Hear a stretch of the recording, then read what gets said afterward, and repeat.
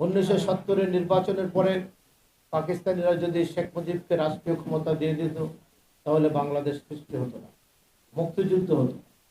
শেখ মুজিব বারবার আলোচনা করেছেন, বারবার বাংলাদেশের পাকিস্তানের প্রধানমন্ত্রী হওয়ার জন্য শেষ পর্যন্ত যে প্রস্তাবটি শেখ মুজিব এবং পাকিস্তানের তরফ থেকে এসেছিল, সেটা হলো পূর্ব পাকিস্তানের প্রধানমন্ত্রী শেখ মুজিব, পশ্চিম পাকিস্তানের প্রধানমন্ত্রী জুলফিকার আলী ভুট্টো, আর সেনাপ্রধান রাষ্ট্রপতি ইয়াহিয়া খান পাকিস্তানের রাষ্ট্রপতি হিসেবে থাকবে।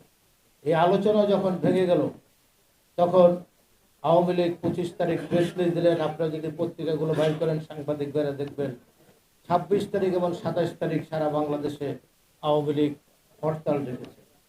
আরেকটি আছে তাজউদ্দিন সাহেব, যিনি 9 মাস এই মুক্তিযুদ্ধের সময়কালীন সরকার প্রধানমন্ত্রী ছিলেন। তার মেয়ে একটি বই লিখেছেন ঐতিহাসিক, সেই বইতে আওয়ামী লীগ ক্ষমতা থাকা অবস্থায় বিদেশের থেকে বই লিখেছেন।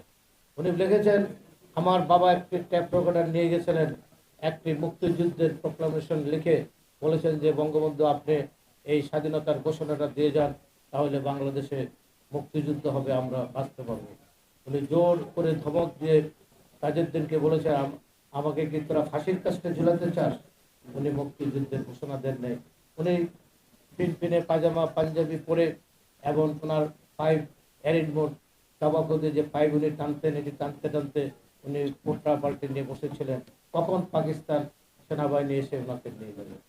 আপনাদের সুস্পষ্ট খেয়াল আছে, 27 তারিখ দৈনিক পাকিস্তান, ইত্তেফাক, দৈনিক ডেলি অবজারভার সহ সমস্ত পত্রিকায় একটি ছবি আসলো যে একদম ফিনফিনে পায়জামা পাঞ্জাবি, ওনার যে জুতার পালিশ, সেখানে চেহারা দেখা যায় উনি পায়ের উপরে পা তুলে করাচি বিমানবন্দরে পাইপ টানছেন।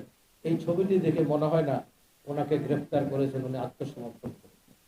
সেদিন 25 তারিখ, 25শে মার্চ, কারো আছে আমরা তখন ছাত্র, ঢাকা শহরে পাক হানাদার বাহিনী সমগ্র বাংলাদেশে যেভাবে নির্বিচারে মানুষ হত্যা করেছে, হাজার হাজার মানুষকে, সেদিন জাতি একটি দিক নির্দেশের অবস্থান ছিল।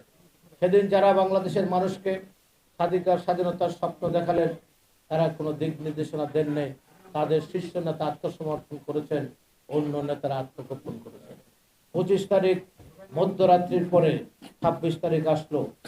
বিপ্লব ময়দানে ড্রামের উপর দাঁড়িয়ে 8ম ইস্ট বেঙ্গল রেজিমেন্টের সকল বাঙালি অফিসার সৈনিকদের নিয়ে জিয়াউর রহমান তার ঊর্ধ্বতন কর্মকর্তা কর্নেল জাঞ্জুয়াকে হত্যা করে ড্রামের উপর দাঁড়িয়ে বললেন, রিভোল্ট, আমরা পাকিস্তানিদের সাথে বিদ্রোহ করলাম। এবং 27 তারিখ চট্টগ্রাম কালুরঘাট ডাকাত কেন্দ্র থেকে উনি মহান স্বাধীনতার ঘোষণা দিয়েছেন। এই ঘোষণার মধ্য দিয়ে মুক্তিযুদ্ধ শুরু হয়েছে। উনি রণাঙ্গনে থেকে যুদ্ধ করেছেন। তারপরের ইতিহাস হলো, উনি 2-3 দিন পরে একটি ছোট্ট চিরকুট পাঠিয়ে 8ম ইস্ট বেঙ্গল গ্যারিসনে ওনার প্রিয় সহধর্মিণীর কাছে একটি চিরকুট পাঠালেন, যেভাবে পারো এখান থেকে পালিয়ে তোমার যে কোনো আত্মীয় স্বজনের বাসায় চলে যাও, ঢাকা যাও, দিনাজপুর যাও, যেখানে বেঁচে থাকলে দেখা হবে, আর নইলে মাফ করে দিও। এই চিরকুটের পরে বেগম খালেদা জিয়া অনেক কষ্ট করে ঢাকা আসলেন। উনি এই সিদ্ধেশ্বরে ওনার একজন আত্মীয়ের বাসায় আত্মগোপন করে রইলেন। কিন্তু 1971 সালে 22শে জুলাই পাক হানাদার বাহিনী বাড়িটি নির্ধারণ করে তাকে গ্রেফতার করে নিয়ে যান আর তারেক রহমান এবং আরাফাত রহমান ক্যান্টনমেন্টে উনি বন্দী ছিলেন।